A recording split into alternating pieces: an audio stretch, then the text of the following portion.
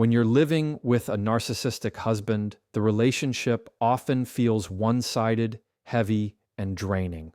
It's not just the big moments of conflict, it's the small daily ways he treats his wife that create patterns of control, manipulation, and disrespect.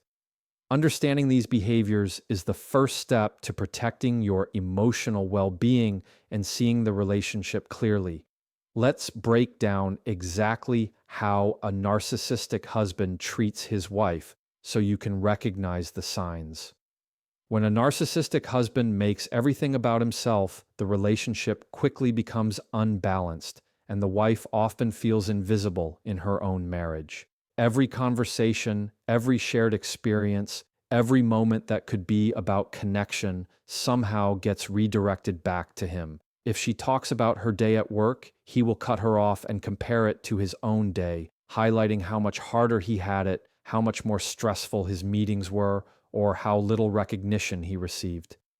If she shares something she is proud of, an accomplishment or a small victory, he may dismiss it, overshadow it with his own achievements, or find a way to remind her that it only happened because of his support or guidance. Slowly, the pattern forms where her voice, her feelings, and her successes are no longer seen as valid on their own.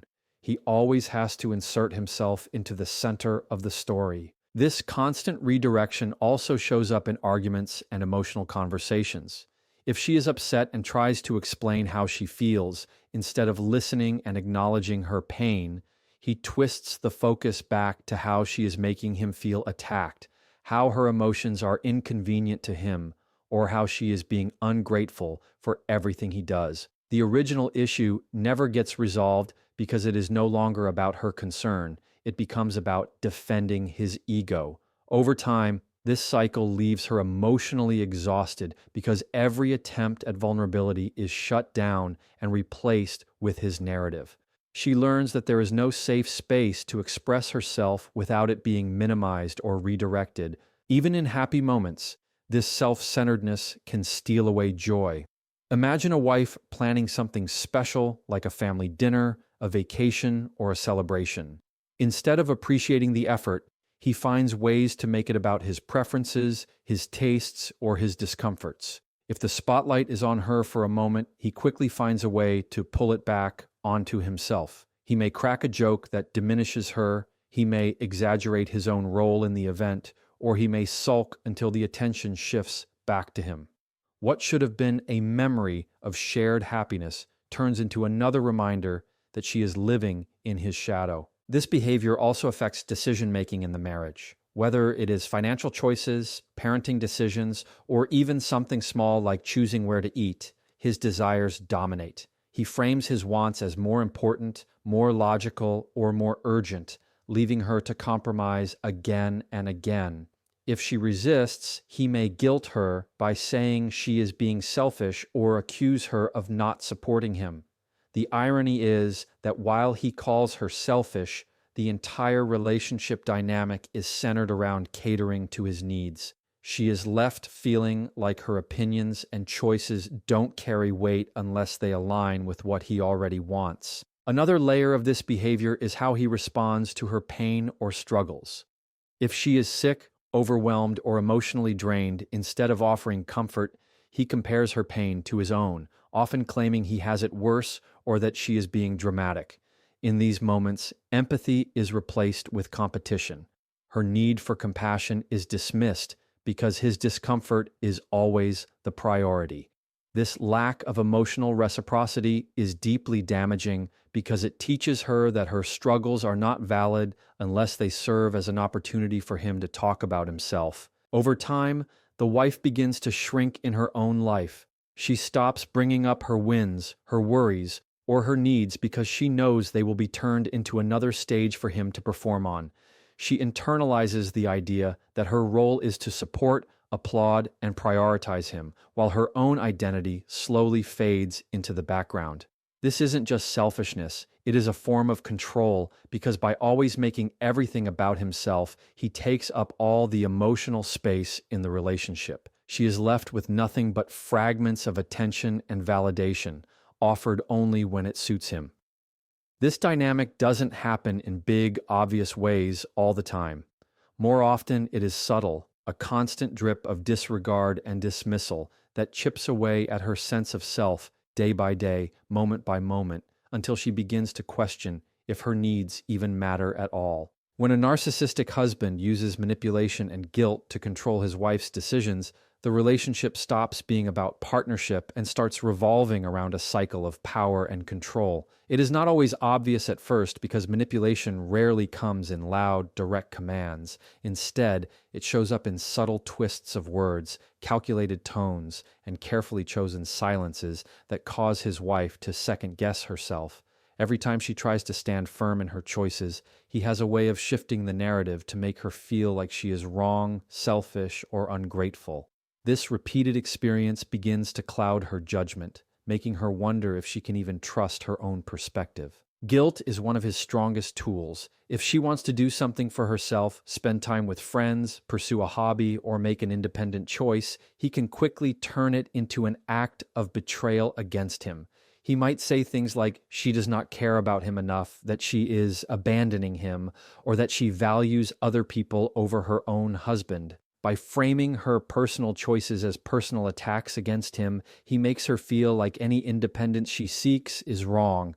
Instead of enjoying the freedom to make her own decisions, she becomes weighed down with the burden of guilt for simply wanting to live her life. Manipulation also shows up in how he remembers or retells events. If an argument happens, he might deny saying something hurtful, twist her words, or claim she misunderstood.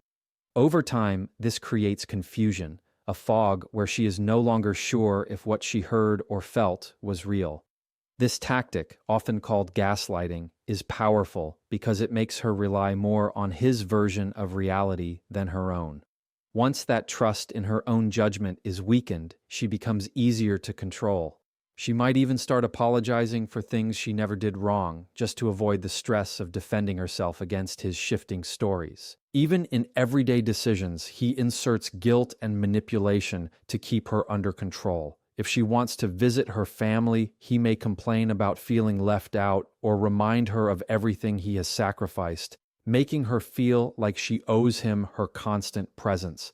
If she suggests handling finances in a different way, he may accuse her of not trusting him, turning a practical discussion into a personal insult. The pattern is clear. No matter the situation, he flips it so that she feels responsible for his unhappiness, his stress, or his dissatisfaction. In this way, her autonomy is quietly stolen, not through force, but through emotional traps that leave her cornered. The emotional toll of this manipulation is heavy. She starts anticipating his reactions before even making decisions, asking herself how he might spin it or how much guilt she will have to carry if she goes against his expectations. This kind of mental preparation becomes exhausting and slowly conditions her to stop making choices for herself at all. It feels easier to comply than to deal with the guilt trips or the manipulative conversations that follow. Without realizing it, her independence shrinks while his control grows stronger. What makes this manipulation so damaging is that it doesn't just affect big life choices. It seeps into the smallest moments. Choosing a meal, expressing an opinion, spending money, even resting when she is tired, all of these can become opportunities for him to control the outcome by making her feel guilty or twisting the situation in his favor. The result is that she feels like she cannot breathe without checking if her actions align with his expectations. Her needs, her voice, and her desires are quietly erased by his ability to make her believe she is wrong for even having them in the first place. This constant cycle of manipulation and guilt leaves her walking on eggshells, trapped in a relationship where her choices are not truly her own, but carefully directed by the strings he pulls in the background. When a narcissistic husband criticizes and belittles his wife, the damage is far deeper than just a few unkind words. It becomes a pattern that chips away at her confidence, her identity, and her sense of worth. The criticism can come in different forms, sometimes sharp and obvious, sometimes wrapped in sarcasm or disguised as a joke. At first, it may seem like harmless teasing, but over time, the constant flow of negativity plants seeds of doubt in her mind. She begins to question her abilities, her attractiveness, her intelligence, and even her value as a partner. What makes it so painful is that the very person who should be lifting her up is the one pulling her down. The belittling often happens in private moments, but it can also surface in front of others. If she makes a comment in a group, he might cut her off or mock her contribution, making her feel small and embarrassed. If she makes a mistake, no matter how minor, he may exaggerate it and hold it over her as proof that she is careless or incapable. These behaviors are not accidental. They are intentional ways of asserting superiority and keeping her in a position where she doubts herself. He knows that by keeping her insecure, she is less likely to challenge him and more likely to depend on his approval. This constant criticism also creates an environment where she feels like nothing she does is ever good enough. If she cooks a meal, he might point out it is too salty. If she dresses up, he might make a comment that she is trying too hard or imply she is seeking attention. If she contributes financially or makes decisions, he may minimize her efforts by saying they don't matter compared to what he does. The goal is always the same, to make her achievements seem small while he positions himself as more important, more capable, and more valuable. Over time, this dynamic erodes her motivation to try it all, because no matter what she does, she anticipates criticism waiting on the other side. The most damaging part of belittlement is how it becomes internalized. At first, she may resist, telling herself his words are unfair, but after hearing them repeatedly, she begins to believe them. The negative voice in her head starts to sound like his, questioning her choices, doubting her abilities, and reminding her of supposed flaws. She starts seeking his validation for even simple things, hoping for approval that never comes. This dependence becomes a trap because she is constantly chasing acceptance from someone who is never willing to give it freely. The imbalance of power grows stronger as she shrinks more and more under the weight of his criticism. Belittling also affects her sense of safety in the relationship. Instead of feeling like she has a partner she can confide in, she feels guarded, careful not to share too much of herself because it might be turned into ammunition against her later. The marriage stops being a place of trust and becomes a space of performance, where she tries to avoid mistakes rather than live authentically. This constant state of self-monitoring is exhausting and leaves her emotionally drained. Even when she does push back against his words, the response is often dismissive. He may accuse her of being too sensitive or unable to take a joke. This deflection not only excuses his behavior, but makes her feel guilty for even reacting to the hurt. It is a cycle where she is criticized, belittled, and then blamed for not accepting the treatment silently. That cycle creates a deep sense of isolation because she begins to wonder if anyone else would even understand what she is experiencing. The slow erosion of self-esteem from constant criticism does not just affect her in the marriage, it extends into every area of her life. She may start doubting herself at work, withdrawing from friendships, or avoiding opportunities because she carries his voice in her head wherever she goes. The belittlement is not contained to the four walls of the home. It seeps into her entire identity. This is what makes it so destructive, because it is not just about hurt feelings in the moment. It is about the gradual dismantling of who she is until she feels like a shadow of the person she once was. When a narcissistic husband withholds love and affection as a tool, it becomes one of the most powerful ways he controls the emotional landscape of the relationship. Love, which should be a consistent foundation of security, turns into a conditional reward that is only given when it benefits him. Instead of offering affection freely as an expression of care, he strategically chooses when to show warmth and when to pull it away, leaving his wife constantly guessing where she stands.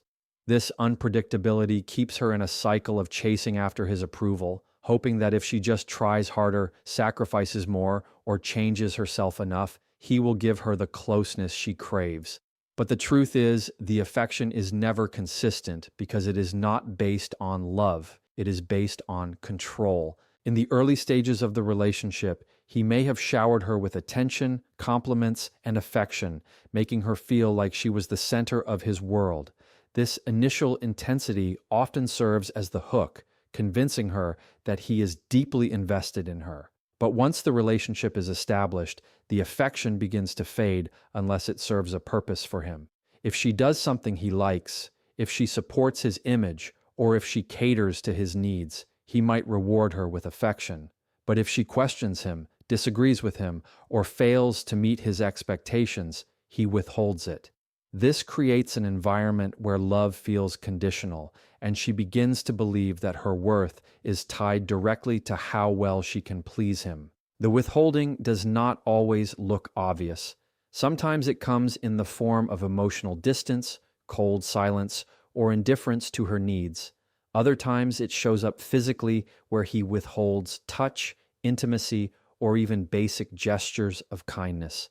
For a wife, this can be deeply confusing and painful because love in a healthy marriage should not feel like something that can be turned on and off like a switch. Yet in this dynamic, it becomes a tool of manipulation, where she is constantly being reminded that his approval is not guaranteed. The psychological effect of this is powerful.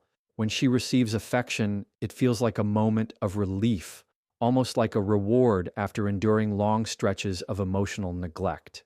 Those rare moments of warmth become addictive because they feel like proof that maybe he does care, maybe he does love her. But just as quickly as the affection appears, it disappears again, leaving her desperate to figure out what she did wrong and how she can win it back. This push and pull creates a cycle similar to emotional starvation, where she learns to cling to crumbs of affection because they are all she is given. This tactic also serves to silence her voice. When she considers confronting him about his behavior, she knows the likely cost will be the withdrawal of whatever little affection she is receiving. The fear of losing that closeness, even if it is inconsistent, keeps her from speaking up. It conditions her to tolerate treatment she would never accept otherwise, because in her mind, conflict means even less love, while compliance might mean a temporary reward.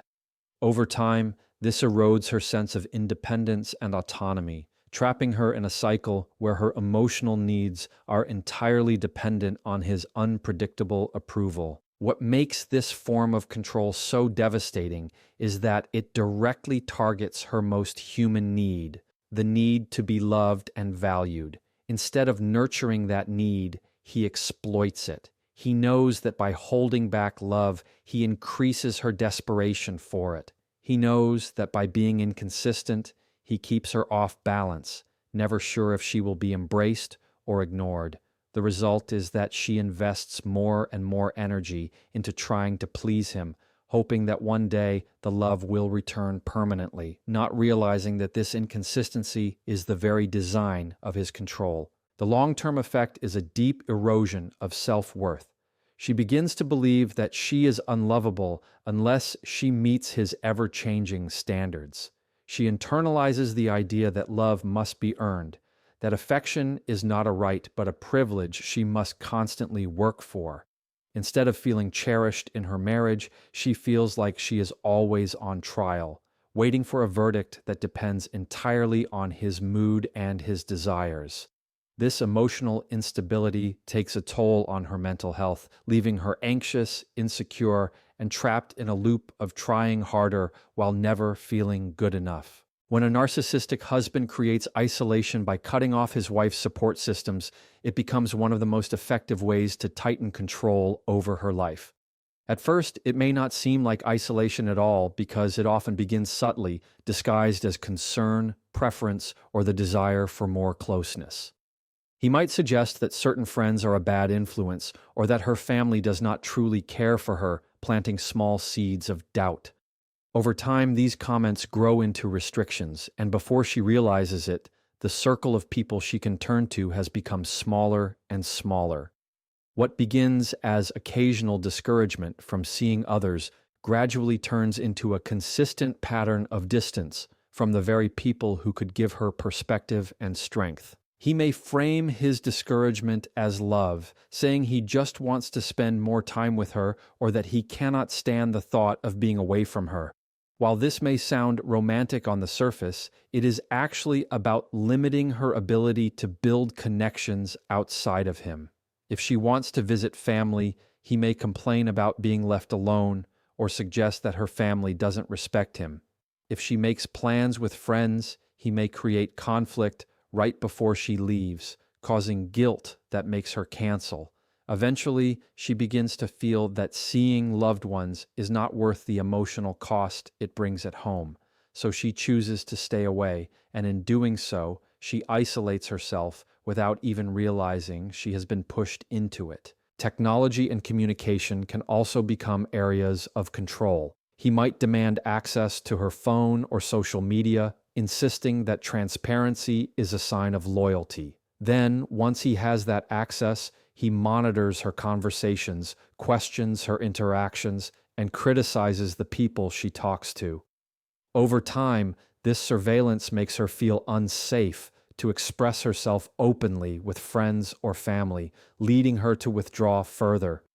What used to be normal, healthy connections now feel like potential landmines because anything she says or does can be twisted into suspicion or conflict. The isolation can extend into financial control as well. By limiting access to money or resources, he makes it harder for her to travel, socialize, or maintain independence. If she cannot pay for her own transportation, meals, or personal needs, she becomes more dependent on him, which reinforces the cycle of isolation. He may justify this control by saying he is protecting their finances or that he is better at managing money, but the underlying purpose is to cut off her ability to live freely and keep her tethered to him.